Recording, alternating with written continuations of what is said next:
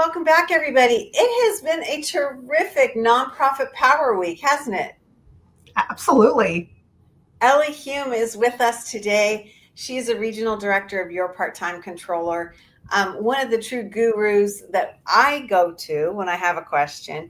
And so this is really an exciting time for us, Ellie. We've had this amazing week of Your Part-Time Controller experts, and we're going to pull it and wrap it all together with an Ask and Answered episode. So, really fun. And I'm so appreciative that you're here with us today. I'm so excited to be here and help answer these awesome questions about financial management. Yeah, it's a cool thing. Well, it's also a cool thing that we have amazing partners that support us day in and day out. They include Bloomerang, American Nonprofit Academy, Staffing Boutique, Holdings Nonprofit Banking, Interim Executives Academy, of course, our friends over at Your Part-Time Controller, Fundraisers Friday, and JMT Consulting. I'm Julia C. Patrick, CEO of the American Nonprofit Academy. And guess what? There's Ellie Hume's picture on there because she's also one of our newest co-hosts. So you're pulling double duty today. And as we have you on for this final day of Nonprofit Power Week, we're asking you, Ellie, to give us your greatest advice and wisdom. And I think you're going to be answering a lot of questions. I appreciate that you've selected me to be the expert to answer these questions this week on our Power Week. I'm very excited, and I love our partnership as a co-host also. Yeah, it's really fun.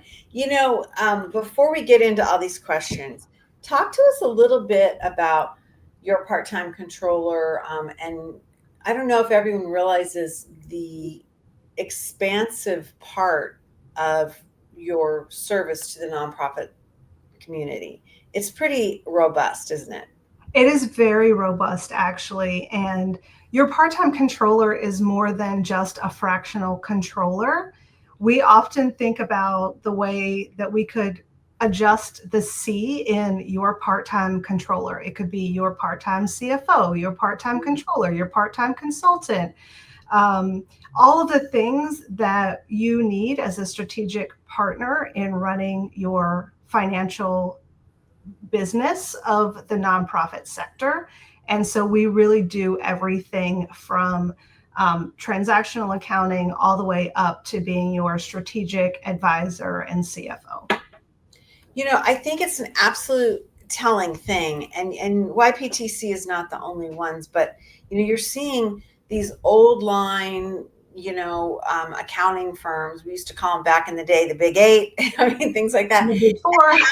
Yeah, I mean, and how they have realized that they need to have this advisorship piece. And even in YPTC this week, think about the different talents that we've had on Voices that are talking about everything from fraud or grants or federal, contracting. I mean, all these different things that you wouldn't identify them as a traditional, finance line of business. But yet, if you don't have it, you don't have as much leadership because it all runs through finance, right? It's interesting to me. Yeah, we really think about it's so funny that you're asking me this question because we're about to do a huge training for our leadership team about how our staff are the connectors for everything that goes on in the business at our clients. Yep. I'm so excited that just fit right in here.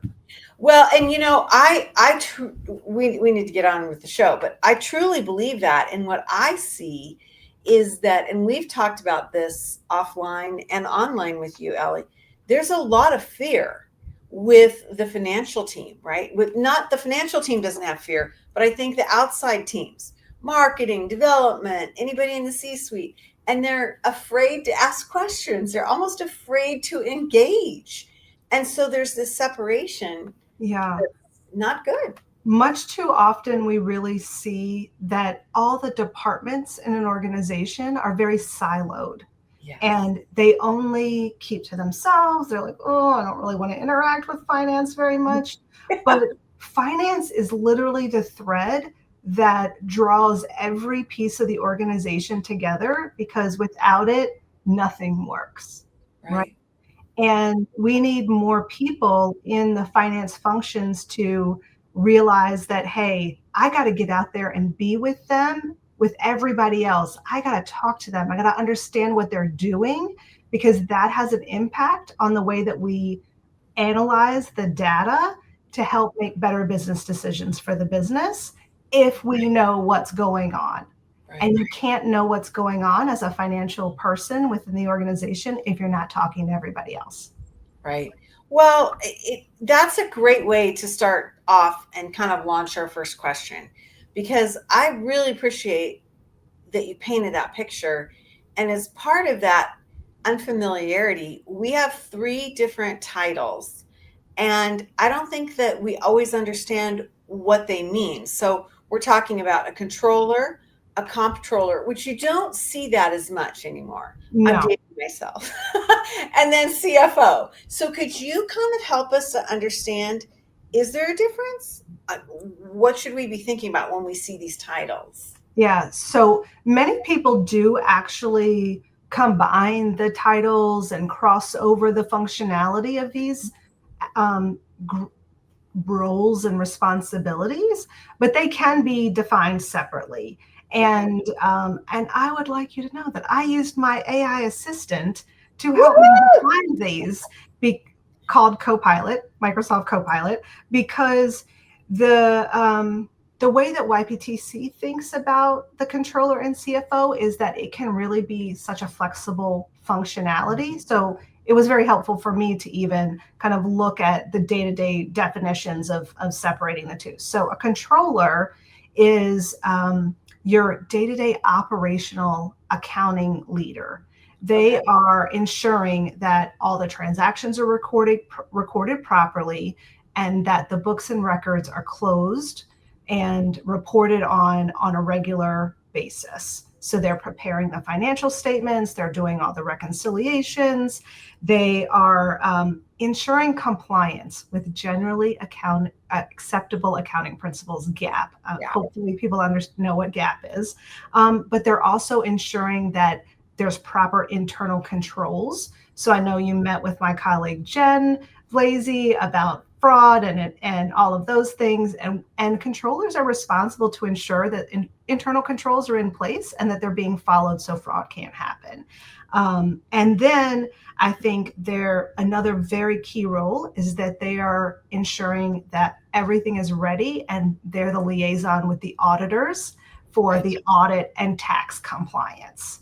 Gotcha. Good Okay. way, And yeah, good way to yeah, think about that. yeah. Okay. Thank you. So a comptroller, as you said, isn't a term that's used very often anymore, but it's very frequent to use that term in government.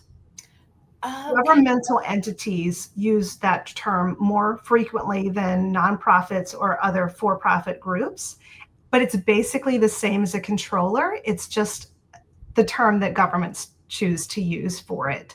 But it does have what I learned from my research is that many comptrollers may also have some legal compliance responsibility that's a little slightly different than a regular controller function.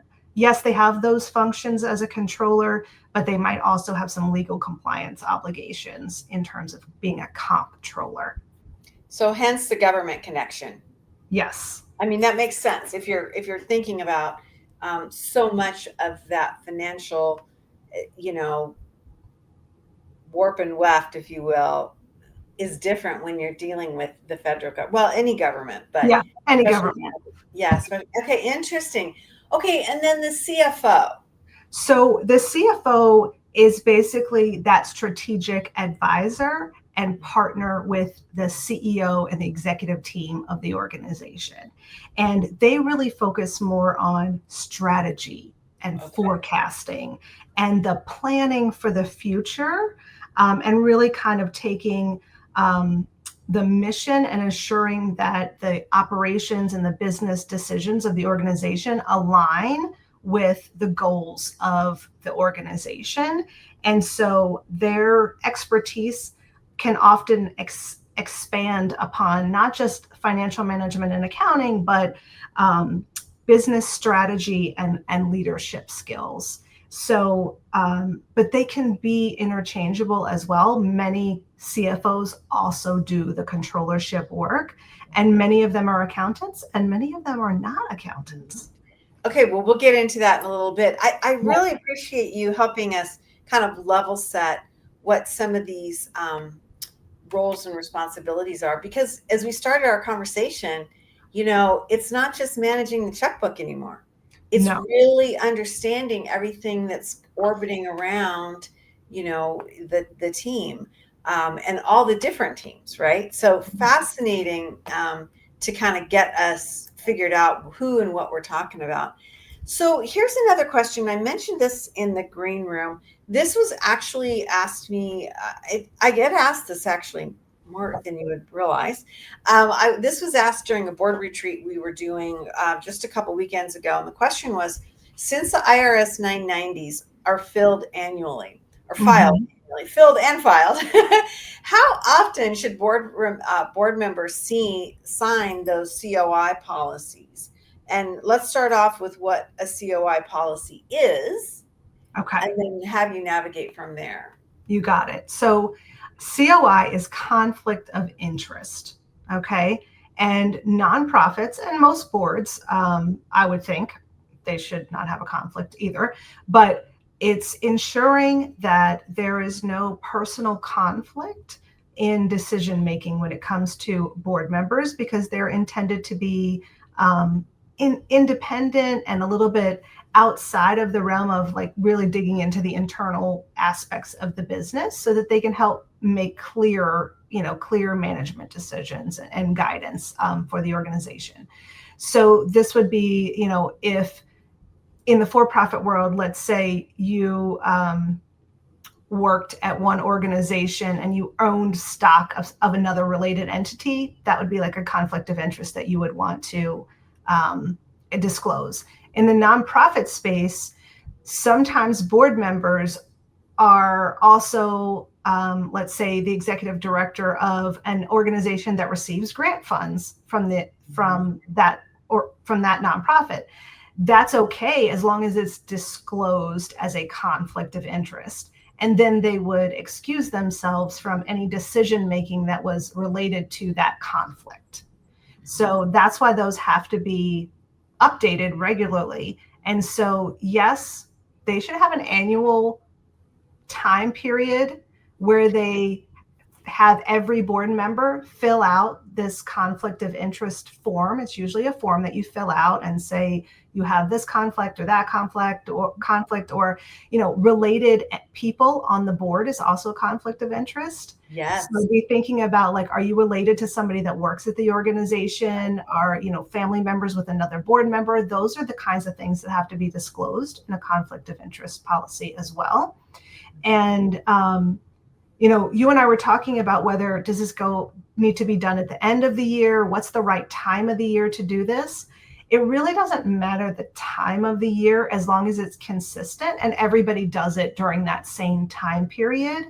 Okay. But then I think the really key important thing here is that it doesn't only happen once a year. If a new conflict arises, the board member has a fiduciary duty to report that conflict at the time that it arises. So it can be outside of the cycle of that form. Okay, so can you just make up an example of what that might look like? Sure. So let's say an organization is doing a capital campaign, and one of their board members happens to be a contractor. Okay. And they bid on the work to build the building that they're doing a capital campaign for. Gotcha. That now is a conflict of interest, okay. And they would have to excuse themselves from the decision-making process about who is chosen to win that bid. Okay. Now, let me drill down a little bit, and I've never thought about this until right now. So excuse me if you're like, Julia, where are you going with this?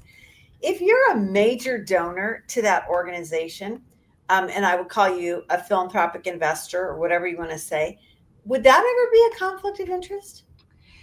So that is a unique situation because board members are expected to be donors I know, of that's their why organizations. So that is not a conflict that is necessarily disclosed. But let's say you are the CEO of Honeywell and you sit on the board of the Habitat for Humanity. And then Honeywell makes a grant to Habitat for some reason, you should acknowledge that in your conflict of interest. Okay.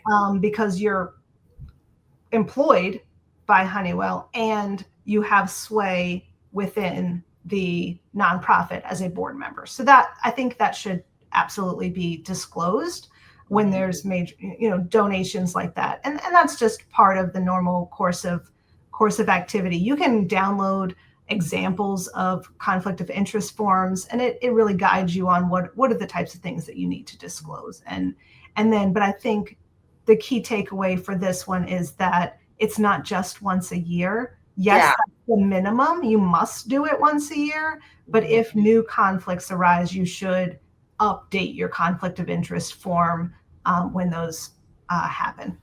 Yeah, I love that we had this conversation because it is odd, truly. I get to ask this question so often when we're doing our board retreats, seminars. So, okay, cool. Let's move on to the next question. And this is an interesting question because I don't have any idea what the answer is going to be. Does the finance director need to be a CPA? Let's start off. What is a CPA? Well, I want to start with what's a finance director. Okay. Okay, so good. That wasn't one of the terms that we defined. No, yeah. So it is typically the head financial person at the organization. And many nonprofits interchangeably use the words finance director, VP of finance, controller, CFO.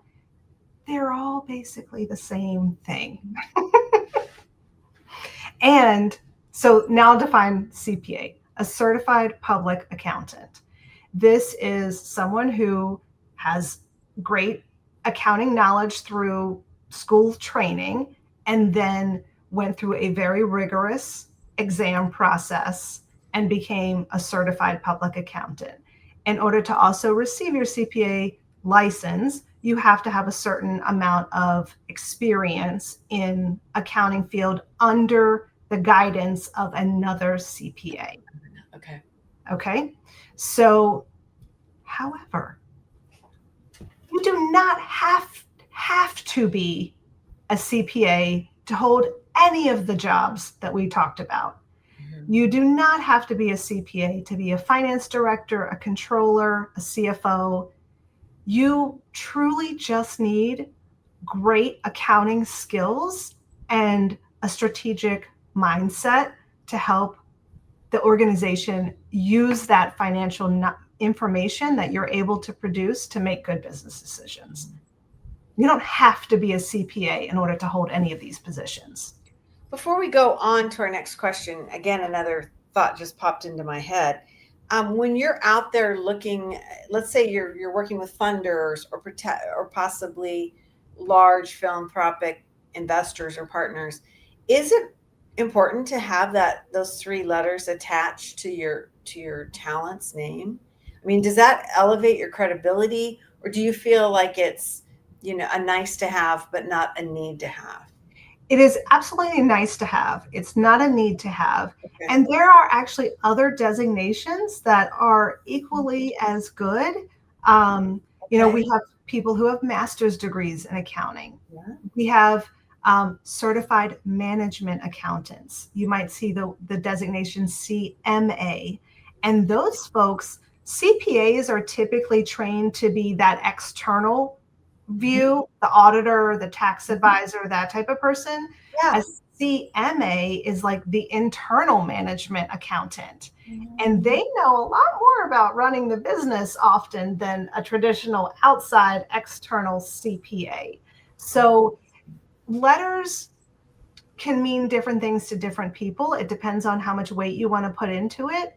For us as a firm at YPTC, and I think for organizations who are really thinking about making sure that they have the right talent, it's about the experience and skills they bring to the table, regardless of the certification they have that might mean something and might not. I mean, I can tell you from my experience, we have had people apply to YPTC who have been CPAs and failed some basic accounting assessments.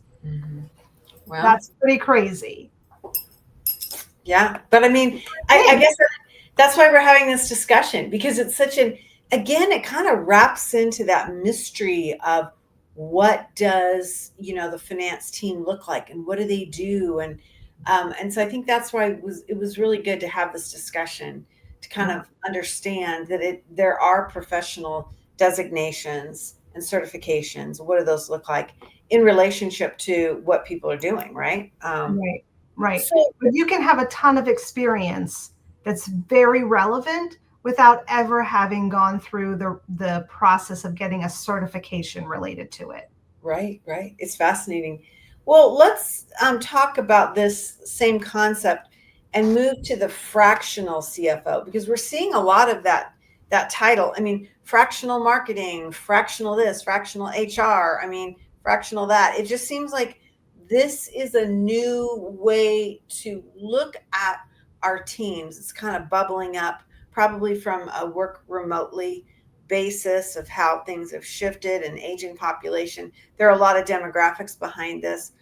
What do you see occurring, and can you kind of give us a perspective on how long can this be permanent or not? Yeah. So this is a great conversation. First of all, fractional does not mean temporary or permanent all the time. It doesn't mean that. What it means is you're getting someone who's very highly skilled in that role, whether it's HR, finance, IT. There's so many fractional situations these days, but you are getting the best quality person who's able to serve your organization at a fraction of the time of hiring a full-time person, and often at a fraction of the cost, because you don't have all the overhead that goes along with having an employee who's filling that role, whether it's part-time or full-time, right? Yeah. But what I think, there are different arrangements, right? It's what does your client need? Do they need a long-term part-time controller or CFO? We love those engagements. We have so many clients that have been with us for years and years and years, and we're able to provide them the expertise of a controller and CFO 2 or 3 days a month, because they have a good person doing transactions all month long. We're there if they have questions throughout the time, but our dedicated time to come in, close the books, prepare the financials, meet with management, discuss the strategy, go to the board meeting, that doesn't take a full-time job when you don't have that kind of need, right? But you can also use fractional whatevers, CFOs, IT, HR, when you have an interim situation. Maybe your controller resigned, maybe your CFO resigned, maybe your HR person decided to go get a different job at another organization. Whatever the case may be, it's an also good way to use someone to fill the gap while you conduct a search thoughtfully, because too many people rush into hiring the next person who applies or this person that they know without validating whether they actually have the skills to really fill that role. And you have this expert here for a temporary amount of time who can even guide you in the right path. You know what? Let's get these systems fixed. Let's get this stuff in order so the next person you hire actually walks into an organization that's not messy and disorganized. Right, that's ready to go. So let's talk about this as it relates to your board and kind of bring it back around and ask you to help us to understand that as a board, as board members, what are some of the questions that we should be asking this talent that's coming in, whether it's fractional, whether it's a controller, whether it's a CFO? What are the questions, the key questions that we should be asking and thinking about? Right. So there are so many questions, and it's hard to say exactly which ones, but I picked a few really important ones. And again, I went back to my AI assistant for help on this and broke it down into a couple of different areas where board members really should be engaged with the CFO or the controller, whoever the lead finance person is at the organization. The first section that I came up with was around strategic oversight and mission alignment. Okay. Okay. So first of all, how are our financial resources aligned with our mission and strategic goals? Interesting. Oh, I think okay. that's a deep question Yeah. that leads to a really important conversation. Okay. And also in that area, what financial risks does the organization face, and how is the organization mitigating those risks? That's a great conversation to have with CFO. Yeah, Okay. and that's important because otherwise you show up for a meeting and you get the bad news. You're like, what? Yes. I mean, it's a Yeah. What are we surprise. going to do about it? Right. And then the other area I came up with was financial reporting and transparency. So the board needs to understand what internal controls are in place to prevent fraud and ensure accountability, right? That is actually part of their fiscal responsibilities as all board members to understand the internal control structure built in the organization and if it's being followed. And so that's a great conversation to have with the CFO. Yeah. Duty of care, right? Duty of care, Yeah, right? it's the duty of care. Yeah. Yeah. And then I want to pick one more. I have a cash flow sustainability section, but I want to jump to the governance and board engagement because this is really key. The board should be talking to the CFO about what kind of training they need. So, what financial training does the board need to fulfill their fiduciary responsibilities? Right? We don't all show up at the board meeting knowing what our role is from a financial perspective, but yet we are held accountable for the financial information of the organization at the board level. And so many boards need education, and the first person you should go to for an education about financial management is your lead finance person, CFO, controller, director of finance, whatever you want to call them. Go to that person and get training. Yeah. I And if love that. you're not ready to be the ones to train you, go to a fractional CFO for help. Yeah, find somebody that will. That's right. I love that you said that because we talk about training up boards. I mean, I do that all the time, but most of the time, we talk about that in relationship to governance or fundraising or strategic planning. Which touches on all of the things financial, as you've mentioned, but it's not as specific. So that's super cool. If you don't have a baseline in how to read financial statements, how do you know what's going on in the organization? Right. How do you make any decisions? Well, I hope that Nonprofit Power Week with our friends over at YPTC has really helped answer a lot of questions. And I like to say, Ellie, that it's inspired questions because I think that when you don't know what you don't know. And so when you can be like, wow, I should ask that question or I should get the answer to that. To me, that's really powerful. We've talked about federal grants and oh my goodness, is that ever a concept right and topic, pardon me, right as we speak. Yes. Scenario planning, how we look at things and not be surprised by them when they come up. Data hygiene, garbage in, garbage out is the old line. but what we should be thinking about with that. And then, of course, fraud updates, as you mentioned, Jen Blasi talked about that. And then our dear, dear friend and co-member of our team here, the amazing Ellie Hume, asked and answered on Friday. So what a great week. I mean, if you've missed one of these updates or one of these episodes, you can get back to them. And it really, each episode, Ellie, has been different, hasn't it? It's been, but yet they all meld together, right? That's what I'm so fascinated by. They That's stand right. alone, but yet they're part of that family. Absolutely. I mean, financial management has so many facets to it, and that's also a great reason to use a fractional CFO, because they can lean on the expertise of their team.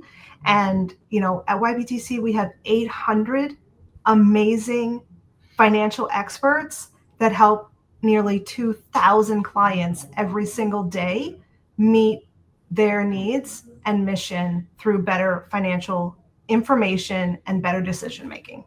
I love it. I love it. Well, I'm sure glad that we have somebody like you, a YPTC, working with our nonprofit sector, because we need this leadership. We need this thought leadership, and we need. I mean, to me, the financial piece is like your biggest piece. If, as I say, no money, no mission. You've got to understand where it's coming in, where it's going out, and how to use it. So it's really been super powerful. As I mentioned, Ellie Hume is a regional director at Your Part-Time Controller. More importantly, I like to claim her as one of our co-hosts on the nonprofit show. And you can see Ellie popping in onto different episodes each and every month.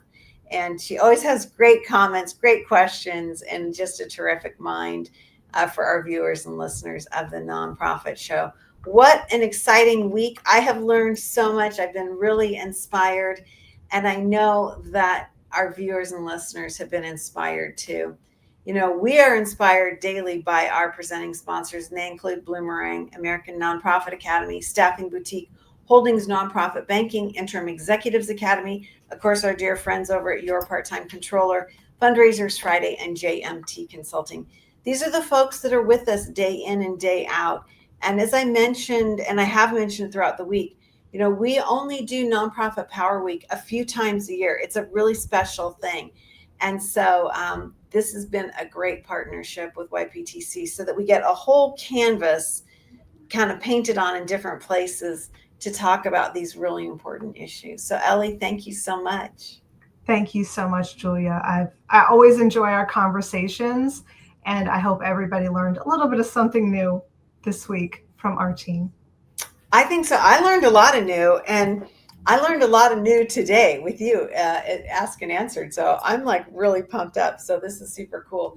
Hey, everybody, as we end each and every episode, and especially during this Nonprofit Power Week with Your Part-Time Controller, we leave with this message, and it goes like this: to stay well so you can do well. Thanks, everyone. We'll see you again.